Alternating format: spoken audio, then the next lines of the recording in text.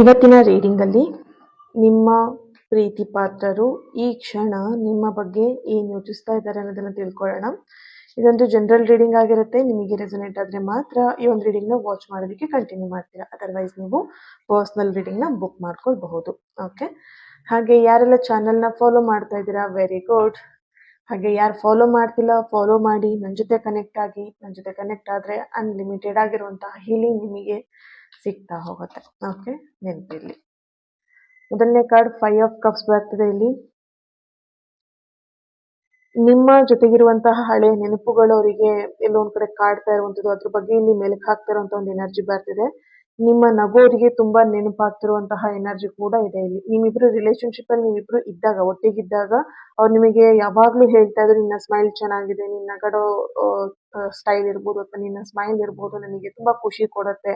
ನನ್ನ ಮೈಂಡ್ ಎಷ್ಟೇ ಡಿಸ್ಟರ್ಬ್ ಆಗಿದ್ರು ಕೂಡ ನಿನ್ನ ಸ್ಮೈಲ್ ನೋಡಿದಾಗ ನಾನು ಆರಾಮ್ ಆಗ್ತೀನಿ, ನನಗೆ ರಿಲ್ಯಾಕ್ಸ್ ಫೀಲ್ ಆಗುತ್ತೆ ಅಂತ ನಿಮ್ಮ ಪರ್ಸನ್ ನಿಮಗೆ ಹೇಳಿರ್ಬೋದು.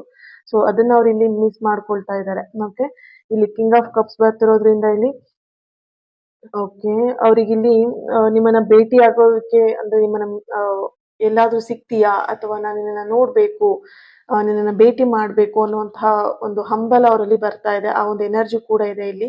ಬಹುಶಃ ಇತ್ತೀಚೆಗೆ ನಿಮ್ಮ ನಡುವೆ ಒಂದು ಸಣ್ಣ ಕಿರಿಕಿರಿ ಕೂಡ ಆಗಿರಬಹುದು ಅನ್ನುವಂತ ಒಂದು ಎನರ್ಜಿ ಕೂಡ ಬರ್ತಿದೆ. ಆದ್ರೆ ಅವ್ರು ಇದನ್ನ ಎಲ್ಲೊಂದ್ ಕಡೆ ಮರೆತು ಬಿಟ್ಟು ನಿಮ್ಮನ್ನ ಕ್ಷಮಿಸೋದಿಕ್ಕೆ ಅಥವಾ ನಿಮ್ಮಿಂದ ಕ್ಷಮೆನ ಎಲ್ಲೊಂದ್ ಕಡೆ ಬಯಸ್ತಾ ಇರುವಂತಹ ಒಂದು ಎನರ್ಜಿ ಕೂಡ ಇಲ್ಲಿ ಬರ್ತಾ ಇದೆ. ಕೆಲವೊಬ್ರು ಎನರ್ಜಿಯಲ್ಲಿ ಅವ್ರ ತಪ್ಪನ್ನ ಅವರು ಒಪ್ಕೊಂಡು ಕ್ಷಮೆ ಕೇಳೋದಕ್ಕೆ ರೆಡಿ ಇದ್ದಾರೆ.